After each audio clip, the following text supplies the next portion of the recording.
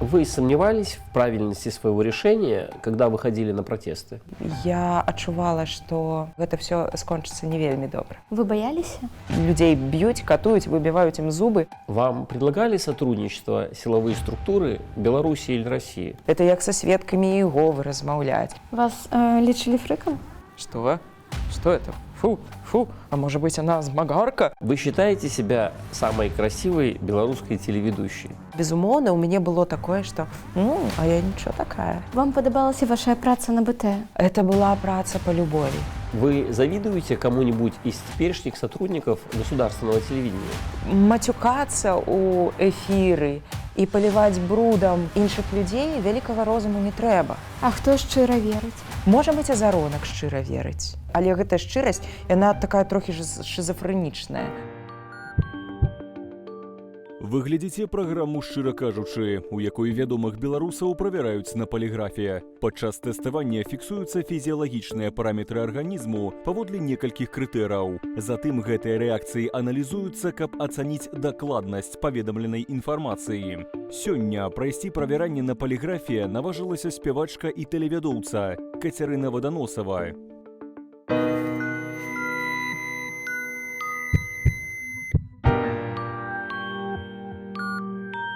Катерина, вітаю. Дзякую вам вялікі, што вы сёння да нас прыйшлі. Зараз вы праходзілі наше тэставанне на паліграфе, і ў мяне ўжо ёсць вынікі. Мы з вами можам пачынаць. Давайте. Вы сомневались в правильности своего решения, когда выходили на протесты? Нет. У вас никогда не было сомнений? Я разумела, што мы не выйграем, але сумневаў у тым, што я паступаю правільна, не было. І наш паліграф вам верыць. Я не сумнявалася ў слушнасці свайго выбару, я сумнявалася ў выніку таго, што нас усіх чакае. Таму што я па жыцці, напэўна, даволі песімістычна настроены чалавек.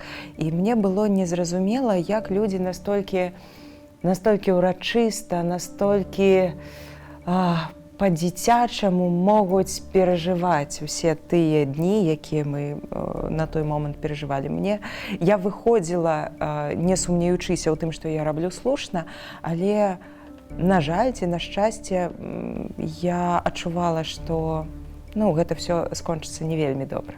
Вось вы разумелі, які будзе вынік, але ўсё роўна выйшлі. Вы баяліся? Ой, мне страшна было заўсёды. Вельмі страшна было, калі прыйшлося ўцякаць ад міліцыі, пералазіць праз нейкі плот. Вельмі страшна было, калі мы гралі дваровыя канцэрты. Страх – гэта, безумоўна, такое даволі кепскае пачуццё. Не кепскае з пункту гледжання, што баяцца няправільна. Баяцца, напэўна, трэба, і страх мы нікуды не выкінем з свайго сэрца ці сваёй душы. Але страх не мусіць кіраваць нашымі ўчынкамі, таму што ёсць штосьці мацнейшае за страх, напрыклад, сумленне. Тады было менавіта сумленне. Напэўна, так. А калі б мы маглі вярнуць час, вы б зрабілі такі ж самы крок? Я б зрабіла ўсё тое ж самае. Можа быць, я бы паклапацілася пра тое, каб нам не прыйшлося з'язджаць з Беларусі тэрмінова з адным заплечнікам і жменькай дзіцячых цацак. Як бы было б? Можа быць, я бы хаця бы падумала, у якую краіну мне варта з'язджаць. Таму што я не разглядала для сябе нават магчымасці з'язджаць. І ўсё гэта прыйшлося рабіць вельмі сумбурна. У апошні момант мы не абіралі ні шлях, ні месца, дзе мы спынімся. І гэта каштавала вялікіх высілкаў і вялікага стрэсу. Не столькі для мяне, колькі для дзяцей. Сейчас ваш доход выше, чем был в Беларуси? Так. І наш паліграф лічыць, што вы адказалі нам шчыра. У разы. Я не магу вам сказаць дакладна сумы, якія я атрымліваю. Справа ў тым, што я працую зараз на 4 працах. Адна з гэтых 4 прац, па сутнасці, не прыносіць мне нічога, таму што гэта больш так валанцёрства. У мяне свая школка традыцыйных строяў. Я вучу людзей рабіць традыцыйныя беларускія касцюмы. Шыць, вышываць, ткаць. А іншыя 3 працы, яны, так бы мовіць, ненармаваныя. Умоўна кажучы, адна з маіх прац – это аўдыокнігі. Я агучваю кніжкі, і ўсё залежыць ад мяне. Колькі я адпрацую, столькі грошай я і атрымаю. І ў адзін месяц я магу не начытаць ніводнай кніжкі, а за наступны месяц 3. Таму ўсё вельмі так адносна, яно ўсё вар'іруецца. Калі параўноўваць працу у Беларусі на тэлебачанні і працу на тэлебачанні ўжо ў Польшчы? Безумоўна, тут працаваць цікавей з фінансавага пункту гледжання. Я не ведаю, можа быць, былі супрацоўнікі дзяржаўнага тэлебачання, якія атрымлівалі вялікія сумы, і яны, безумоўна, былі. І людзі там кватэры нейкія будавалі. Але моя заработная плата, мой заробак быў эквівалентны заробку навуковага супрацоўніка ў Купалаўскім музеі, якім я з'яўлялася да таго часу, як прыйшла на Беларусь 3. Это, як это не смешна, это ў раёне $150. Это была праца па любові. Вам падабалася ваша праца на БТ? Так. І яна не была звязаная з прапагандай? Так. Чаму вы вырашылі сысці? Ведаеце, мяне падкасілі два, напэўна, выпадкі. Першы выпадак – это затрыманне маёй сяброўкі. Адразу пасля выбараў на наступны дзень затрымалі цымбалістку майго гурта, Ганну, з якой мы добра вельмі сябруем. І на той момант было незразумела, што, як, куды. Мы нават моргі тэлефанавалі. Нічога не было вядома, нічога не было зразумела. Вось. І мне было бы проста... я бы не магла глядзець ёй у вочы, калі б я працягвала працаваць вось у гэтым будынку, які трансляваў такую думку, што нічога не адбываецца, што ўсё нармальна. А там людзей б'юць, катуюць, выбіваюць ім зубы і гвалтуюць у прамым сэнсе гэтага слова. Як гэта было, мне не зразумела. Калі б змянілася ўлада, вы б хацелі зноў весці гэтую праграму? Канешне, канешне. Тут справа ў тым, што сышлося ўсё разам у адным месцы. Моя любоў да гісторыі, моя любоў да традыцыйнай культуры, да матэрыяльнай культуры, да нематэрыяльнай культуры, да прага, да таго, каб паказаць, што нашая духоўная спадчына разнастайная, багатая, цудоўная, непаўторная, і па сутнасці яна бы магла стаць візітовай карткай нашай краіны, калі б не... І тут шматкроп'е. Вось. І, да таго ж, без залішняй сціпласці трэба сказаць, што я люблю працаваць з камерай, я ўмею гэта рабіць, і часам бывае нават так, што камера любіць мяне.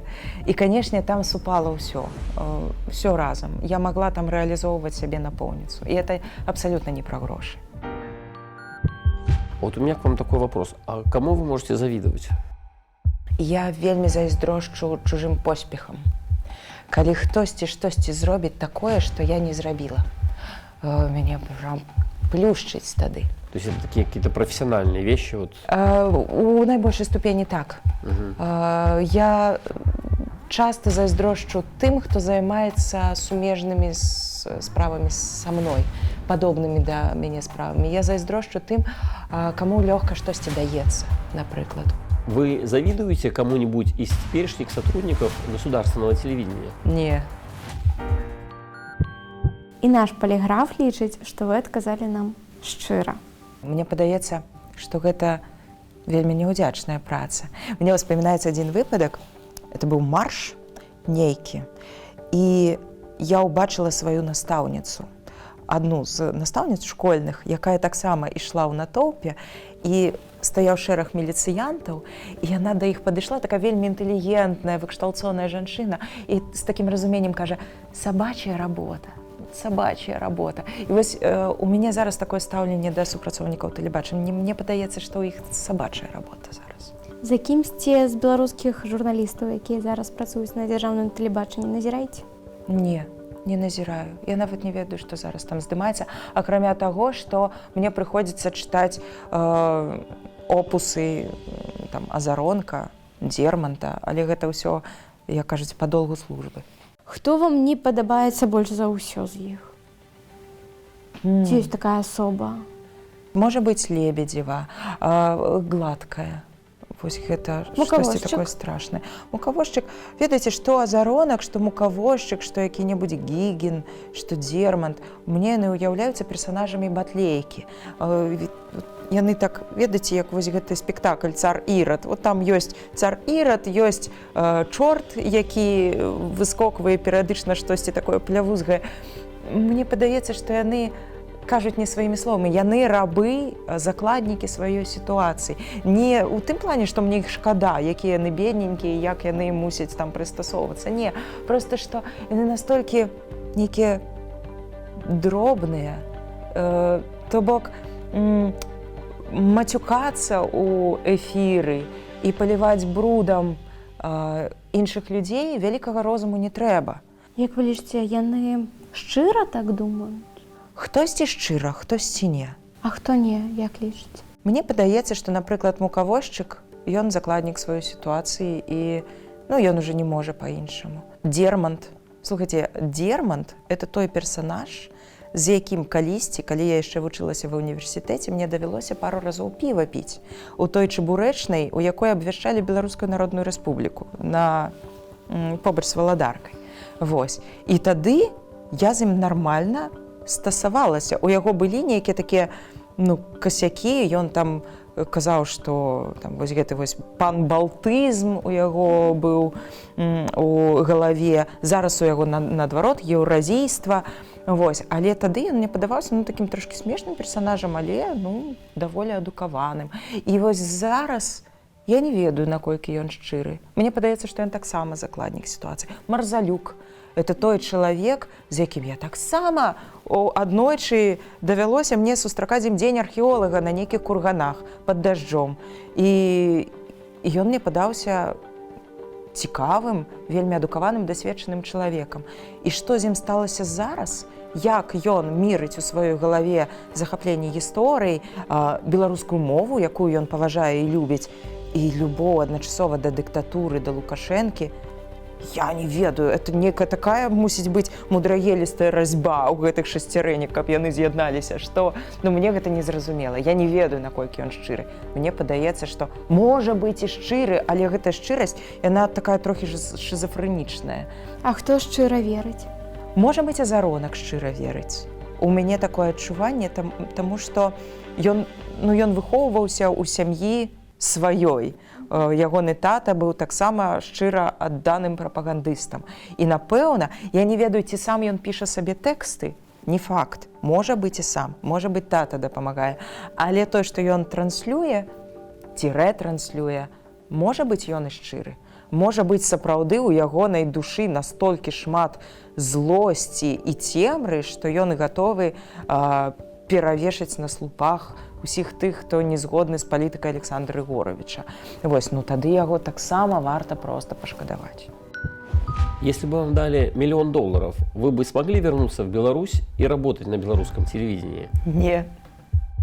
Вы передавали сотрудникам белорусского телевидения информацию, которая могла бы навредить Белсату? Не. І наш поліграф лічыць, што вы адказалі нам шчыра.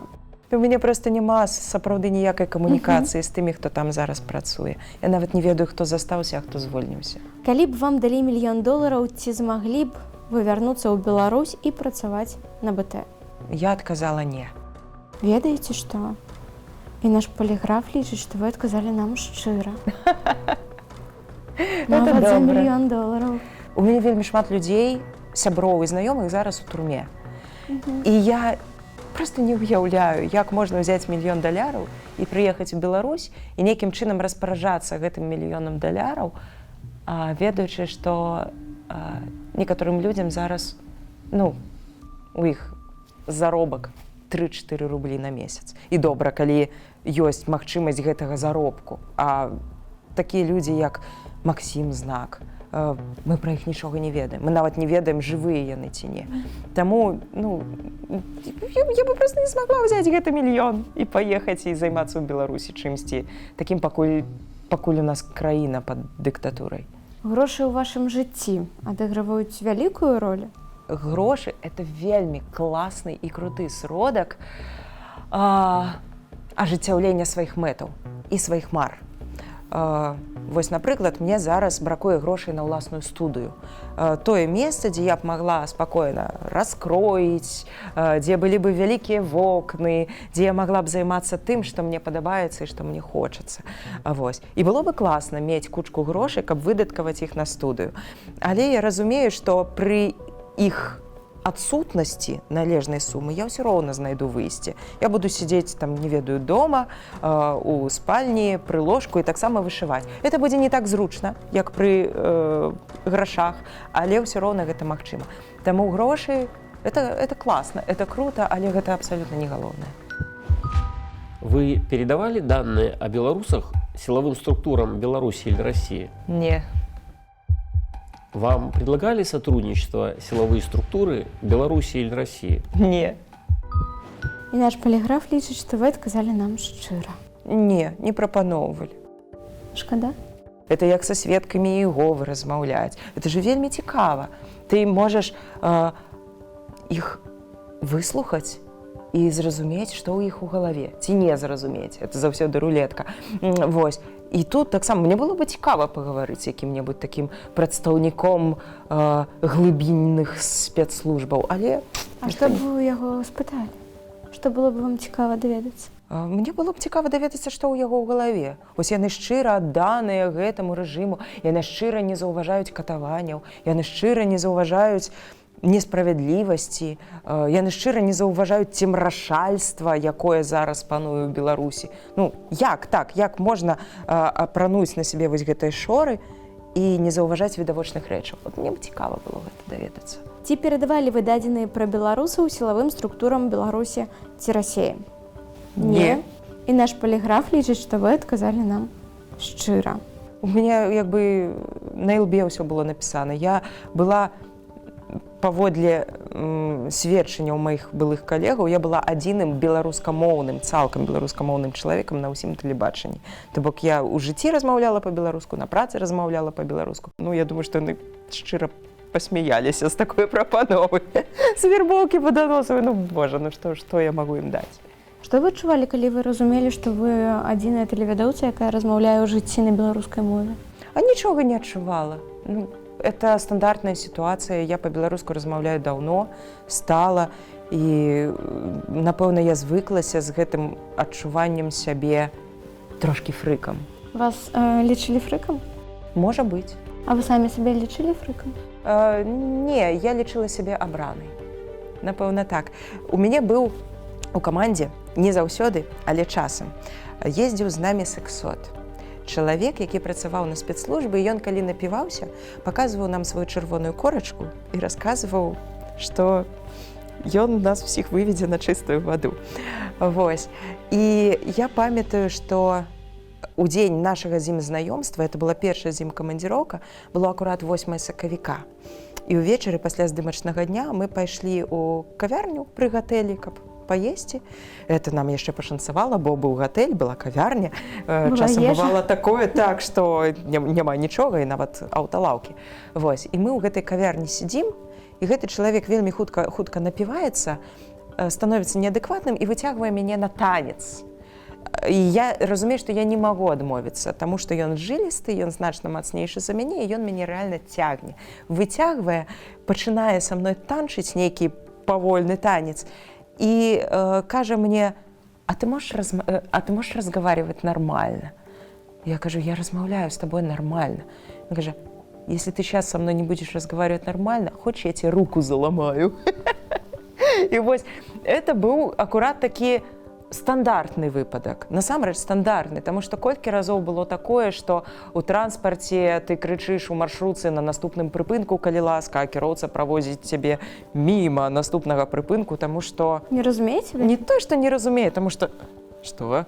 Что это? Фу, а может быть она змагарка, вот, а может быть БНФовка. Ну, вот нейкія такія ёсць стэрэатыпы, і яны заўсёды былі. Аднойчы мяне на ангарскай ледзьве не пабілі за беларускую мову. Таму это абсалютна не дзіўная сітуацыя, што я была адзіная беларускамоўная вядучая на ўсім беларускім тэлебачанні. Вы боитесь смерти? Так. І наш поліграф лічыць, што вы адказалі нам шчыра. Ці часта вы пра гэта думаеце? Кожны дзень. По некалькі разоў на дзень. Он с именем этим ложится, он с именем этим встает. Думка пра смерць, бадай, што самая папулярная думка ў маёй галаве. Што вы робіце з гэтымі думкамі, калі яны да вас прыходзяць? Сумую. Ці занураюся ў нейкую справу, ў нейкую працу. А бывае так, што я станаўлюся перад люстэркам, разумею, што за апошні год я страціла вельмі шмат, ну, чыста ў знешнім нават плане. Стану, паплачу сама сабе, паспрабую ўлезці ва ўлюбёную спадніцу, у мяне гэта не атрымаецца, я яшчэ раз паплачу, а потым прыходзіць разуменне, што калі ў мяне яшчэ ёсць на што апранаць спадніцу, значыць, не так ужо ўсё і кепска. Вось.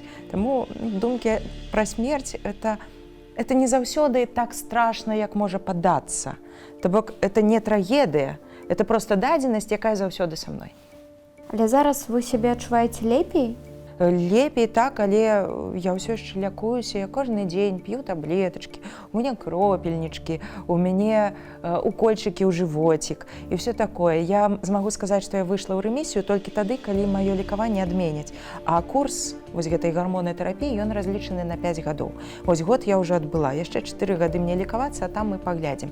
Вось, безумоўна, я сябе адчуваю лепей, чым тады. Але ну, я ўжо ніколі не падымуся да таго ўзроўня, на якім я была 2 гады таму. У мяне ніколі не падымецца рука так, як бы мне хацелася. Я ніколі не адчую дотыкаў з левага боку, таму што тут у мяне ўсё мёртвае, у мяне там стаіць кавалак сілікона.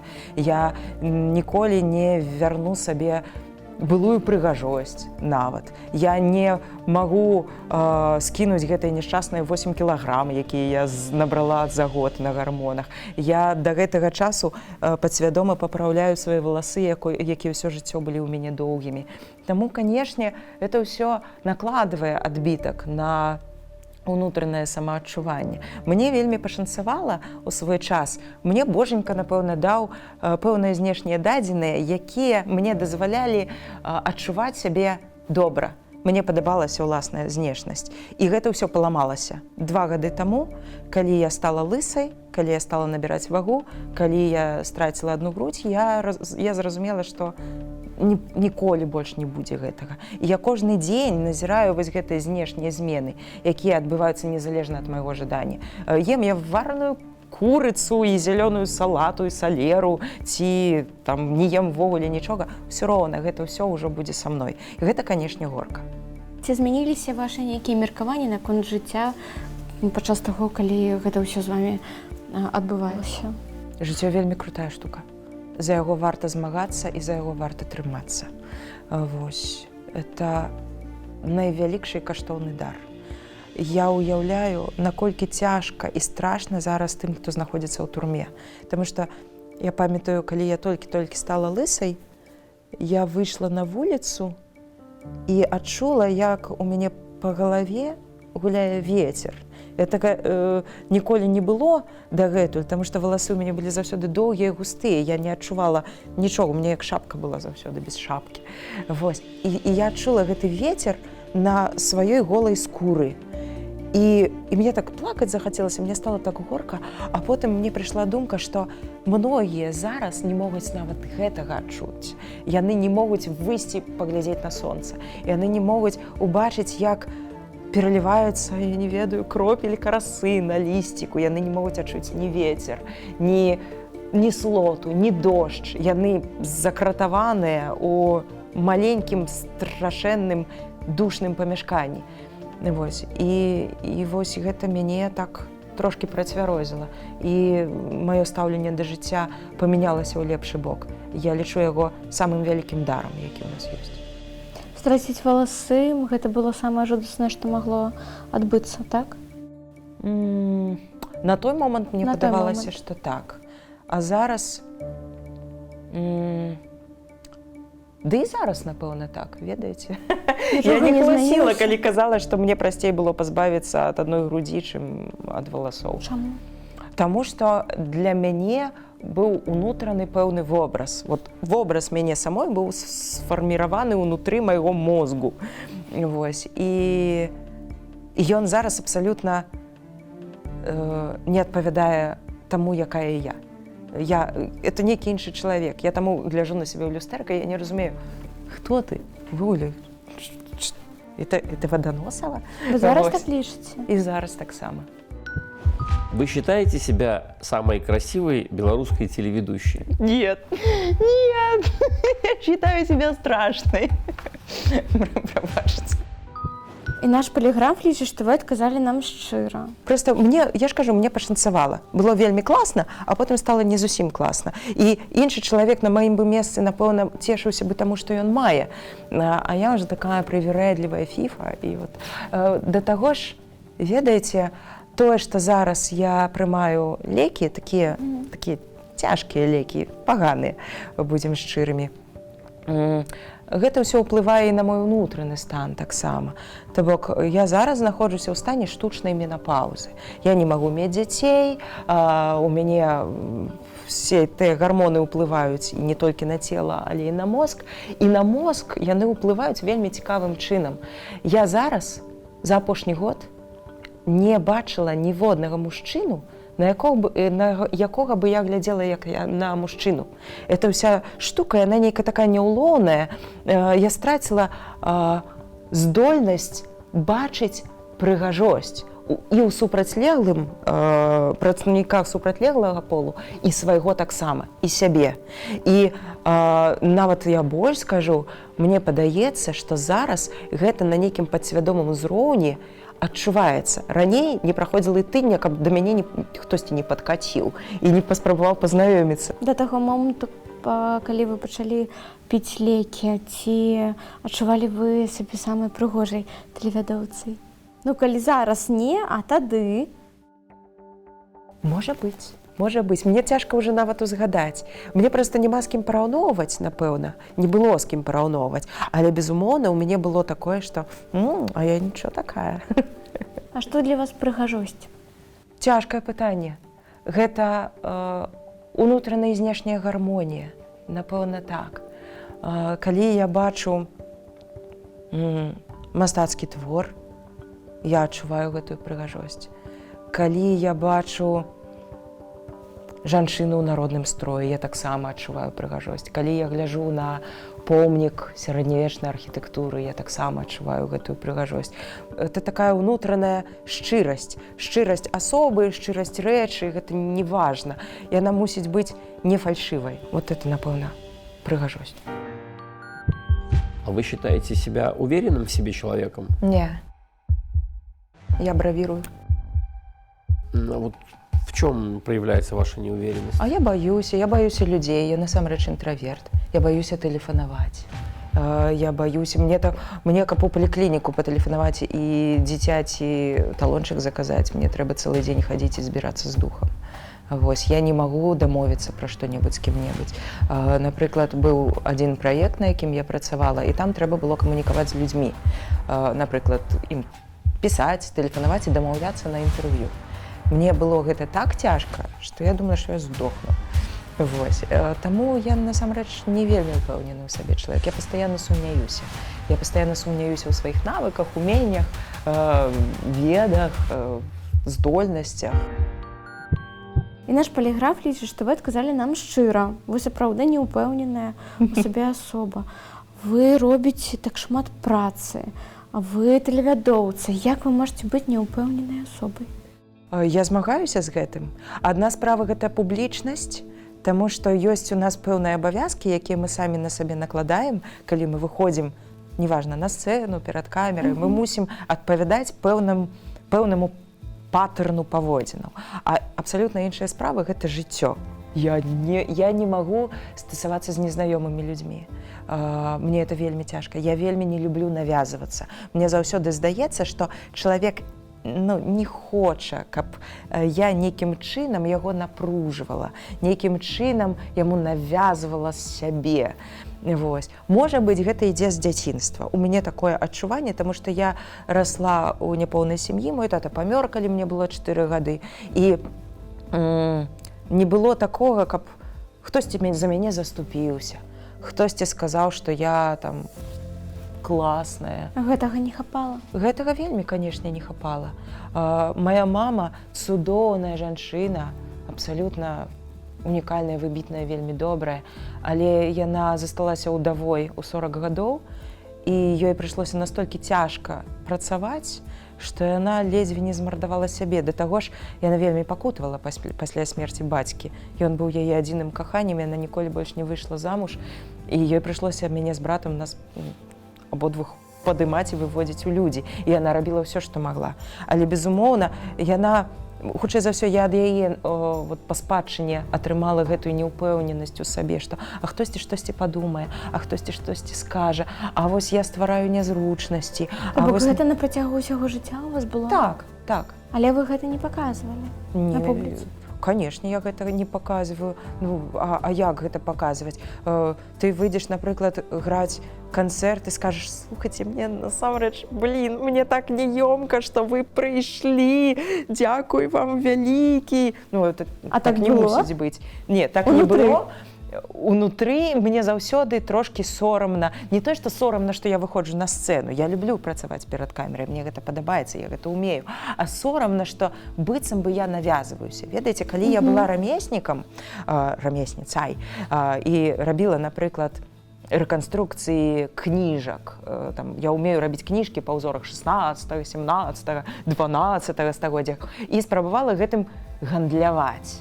Гэта для мяне было проста жорстка. Калі былі нейкія выстаўкі, я заўсёды адпраўляла каго-небудзь замест сябе. Таму што было адчуванне, што ты стаіш, тут прылавак, і тут вось тое, што ты зрабіла сваімі рукамі, і здаецца, яно ўсё класнае. І ты лічыш, што яно вартае таго, каб яго набылі. Але такое адчуванне, што ты на панель выходзіш. Ты прадаеш не толькі свае вырабы, ты прадаеш сябе. Вось. Гэта такі ўнутраны касяк, з якім я не магу нічога зрабіць цягам усяго жыцця. Вы расстраиваетесь, когда сталкиваетесь с хейтом в свою сторону? Так. І наш поліграф лічыць, што вы адказалі нам шчыра. Ці чытаеце каментары? Не читаю. На Ютубе я не читаю комментарии ніколі. Ні под хайтаком, ні под трызубам і пагоней не читаю. Вось. Хаця ведаю, што на трызубе это адзін з маіх праектаў, які я веду, там у асноўным, як это не дзіўна, станоўчыя каментары. Мне проста іх перыядычна пасылаюць. Такія, як промні добра. Вось. Людзі з нашай групы здымачнай мне могуць перакінуць які-небудзь асабліва класны каментар, казаць: «О, Ваданосава, паглядзі». Вось. А так, на Ютубе я каментары не чытаю і не чышчу. І гэтак жа сама ў соцсетках. Амаль гэтак жа сама. Я вельмі рэдка каментую, калі мне штосьці пішуць. У 9 з 10 выпадкаў я не буду каментаваць. Я не баню людзей. Я не хочу доставлять им такую радость. И он сидит и думает: я зараз напишу такі трешак, что она меня забанит, и я всем скажу: вон меня забанила Ваданосава. Потому что закранул. Так, вось. Не. Я перыядычна праглядаю каментары, якія ў мяне ёсць там Facebook, Instagram, але яны неяк так уже, не так моцна, конечно, кранаюць мяне. Бывае такая штука кшталту «Чтоб ты сдохла, мразь». І тады ты думаеш: а што гэта такое? А як это? Вось, лезеш у аккаунт чалавека, і аказваецца, што гэта не бот, а жывы чалавек. І тады гэта сапраўды раніць. Але, так бывае не заўсёды. З якім хейтам вы сутыкаліся ў сваім жыцці? Самы, напэўна, цікавы кейс хейта быў у 2020 годзе, калі мне адзін чалавек напісаў: «Я бы твоих детей утопил в ведре, чтоб такие, как ты, не должны размножаться». Вот это, напэўна, быў самы такі прям. Тое, што піша ці гаворыць азаронак ці жоўтыя слівы, это ў іх праца такая. Гэта вас не кранае? Не моцна. Можа быць, пасля выхаду гэтай праграмы яны напішуць штосьці новенькае, але это сапраўды іх працоўны абавязак. Яны прыгонныя сваёй працы, сваёй пасады, таму ок.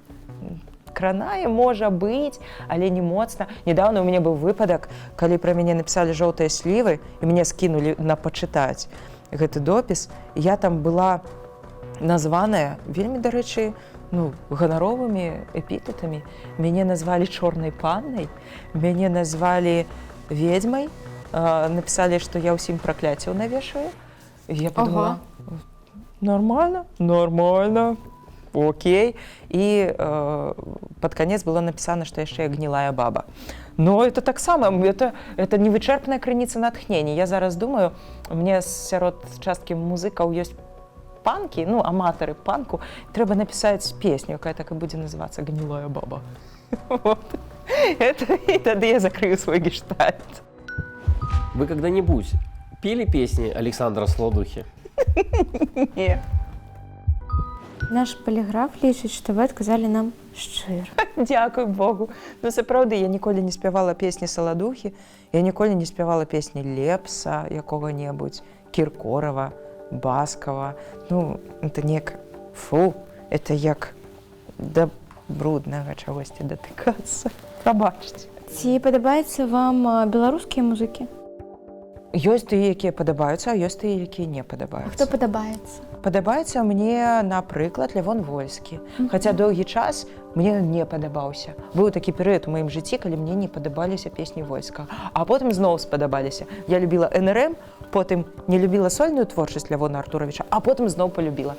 Мне падабаюцца ў асноўным такія андэграўндныя выканаўцы, пра якіх мала хто ведае. Вось. Я люблю, напрыклад, Яўгена Барышнікава. Это такі спявак, гітарыст, паэт, бард, рок-бард. Вось. Я магу яго слухаць. Наві бэнд раўнадушна адношуся да іх.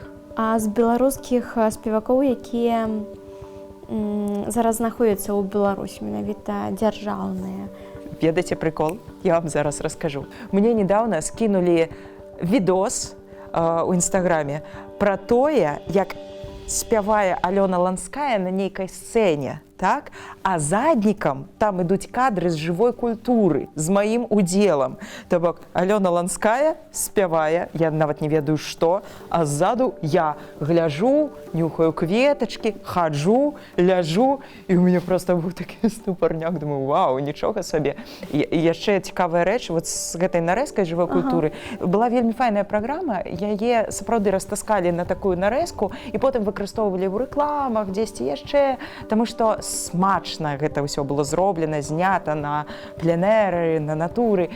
І адзін мой знаёмы, які вызваліўся з турмы, ён сказаў, што у іх быў нейкі музычны вечар у калоніі, і прыехаў, ён не сказаў, які музыка, які спяваў у турме, і на задні план, на праектар таксама пусцілі нарэзку з маім удзелам з жывой культуры. І ён потым, калі ўжо вызваліўся, адсидзеўшы ўвесь свой тэрмін, сказаў: «Дзякуй, Кацярына». Это было класна, это было моцна, я пацешыўся. Вы хотите вернуться в Беларусь? Так. І наш поліграф лічыць, што вы адказалі нам шчыра. Хочу, конечно. Там мой дом. Мне зараз снится, что я ў зелёным лузе.